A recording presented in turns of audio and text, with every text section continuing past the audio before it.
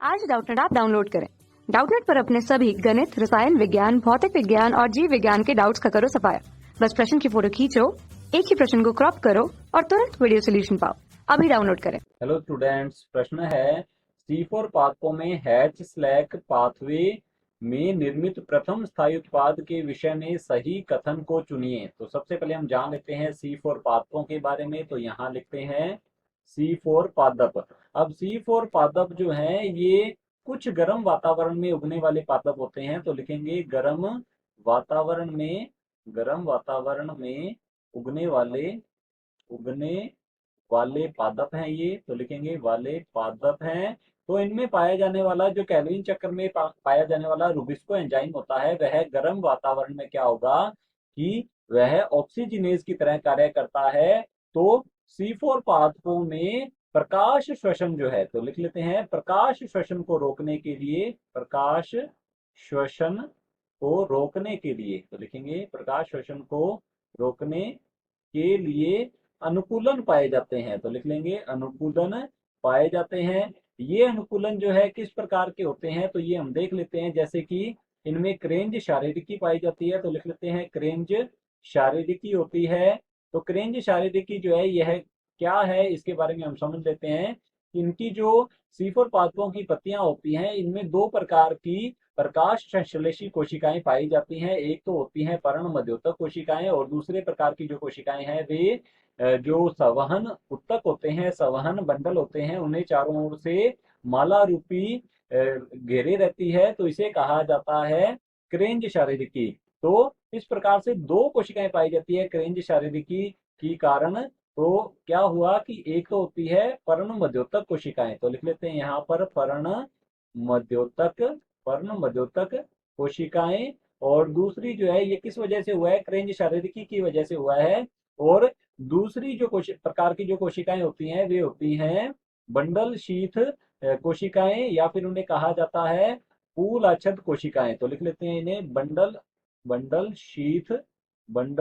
Sheath कोशिकाएं। अब यदि बात करें हम पर्ण मध्योतक कोशिकाओं की, तो इनमें जो क्लोरोप्लास्ट है वह छोटे और सुविकसित होते हैं, जबकि बंडल शीथ कोशिकाओं में क्लोरोप्लास्ट जो है ये बड़े और कुछ अविकसित प्रकार के होते हैं। तो पर्ण मध्योतक कोशिकाओं में ही क्या होती है, यहाँ पर प्रकाशिक अपक्रिया होती है। तो लिख लेते हैं प्रकाशिक अपक्रिया जो है C4 पादपों में कहाँ होगी, यह होती है पर्ण मध्योतक कोशिकाओं में। और अप्रकाशिक जो अभिक्रिया है यह होती है बंडल शीथ कोशिकाओं में। तो यहाँ लिख लेते हैं अप्रकाशिक अभिक्रिया जो है यह कहाँ होती है, यह होती है बंडल शीथ कोशिकाओं में, अर्थात C3 चक्र के द्वारा या कैल्विन चक्र के द्वारा जो CO2 का अपचयन करना होता है वह बंडल शीथ कोशिकाओं में होता है। तो लिख लेंगे CO2 का अपचयन या कार्बन डाइऑक्साइड के अपचयन के द्वारा जो कार्बोहाइड्रेट का निर्माण होता है वह बंडल शीथ कोशिकाओं में होता है। और पर्ण मध्योतक कोशिकाएं जो है ये सीधा बाह्य वातावरण के संपर्क में होती है, जो कि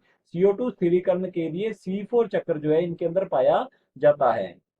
तो यदि बात करें पर्ण मध्योतक कोशिकाओं की, तो यहाँ पर पाया जाता है C4 पथ। तो यहाँ हम लिख लेते हैं C4 पथ जो है, यहाँ लिखा हुआ है C4 पादपों में हैच स्लैग पाथवे जो है ये कौन सा है, ये था C4 पाथवे, या इसे C4 पथ कहा जाता है। C4 पथ जो है ये कैल्विन चक्र को क्या करता है, यह CO2 की जो सप्लाई है उसे सुनिश्चित करता है, ताकि जो रुबिस्को एंजाइम है जहां पर उपस्थित है, रुबिस्को एंजाइम जो है यह बंडल शीथ कोशिकाओं में होता है। तो कैल्विन चक्र को केवल और केवल जो है क्या प्राप्त होनी चाहिए, वह CO2 प्राप्त होनी चाहिए। और यह सुनिश्चित कौन करता है, यह C4 पथ करता है। जो C4 पादप है उनके अंदर C3 पथ जो है यह मुख्य होता है, और इसी के द्वारा ही क्या होता है कि CO2 का अपचयन होता है। तो यहाँ हम लिख सकते हैं कि C3 पथ के द्वारा ही CO2 का अपचयन होता है C4 पादपों में। C4 पथ जो है यह केवल CO2 की जो सांद्रता है अंदर की ओर कोशिकाओं में, बंडल शीथ कोशिकाओं में, इसे बढ़ाता है। C3 पथ को यह CO2 जो है उपलब्ध करवाता है अपचयन के लिए। तो यहाँ हम देखते हैं कि C4 पथ में क्या होता है कि C4 पथ में कार्बन डाइऑक्साइड ग्राही जो है, प्राथमिक कार्बन डाइऑक्साइड ग्राही जो है यह होता है फोस्फोइनोल पायरुवेट, या जिसे फोस्फोइनोल पायरुविक अम्ल भी कहा जाता है। यह वातावरणीय CO2 के साथ जुड़ता है। तो लिख लेते हैं वातावरणीय CO2 जो है इसके साथ जुड़ती है। तो आगे की ओर क्या होता है कि इस जो अभिक्रिया को क्या करता है कि एंजाइम जो है पेप्को, तो यहाँ हम लिख लेते हैं एंजाइम पेप्को जो है ये क्या करता है, इसे इसे उत्प्रेरित करता है। तो यह पेप्को एंजाइम जो है केवल कार्बोक्सिलेज की तरह कार्य करता है, यह रुबिस्को की तरह बाह्य वातावरण के आधार पर कार्य नहीं करता कि कभी कार्बोक्सिलेज और कभी ऑक्सीजनेज।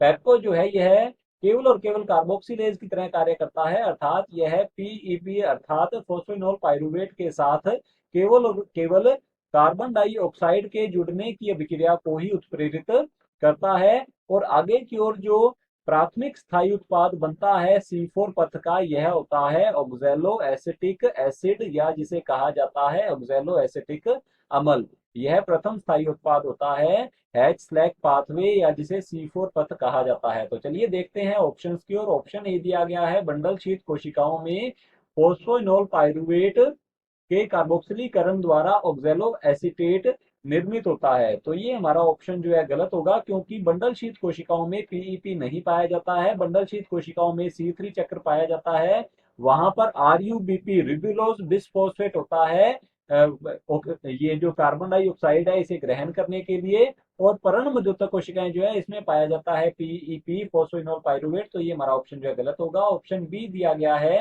मीजोफिल कोशिकाओं में फोस्फोइनोल पाइरुवेट पीईपी के कार्बोक्सिलीकरण द्वारा ऑक्सैलो एसीटेट निर्मित होता है। तो हमारा ऑप्शन बी जो है बिल्कुल सही उत्तर है। मीजोफिल या फिर पर्ण मध्यस्थक कोशिकाओं में पीईपी के कार्बोक्सिलीकरण के द्वारा ऑक्सैलो एसीटेट या ऑक्सैलो एसिटिक अम्ल का निर्माण होता है।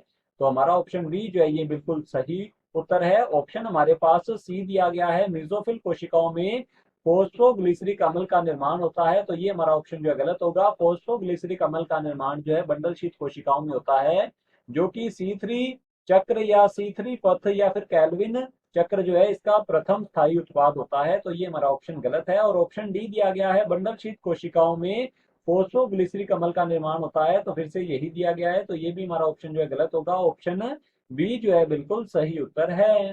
कक्षा 6 से 12वीं से लेकर नीट, IIT, JEE वो एडवांस के लेवल तक 1 करोड़ से ज्यादा छात्रों का भरोसा।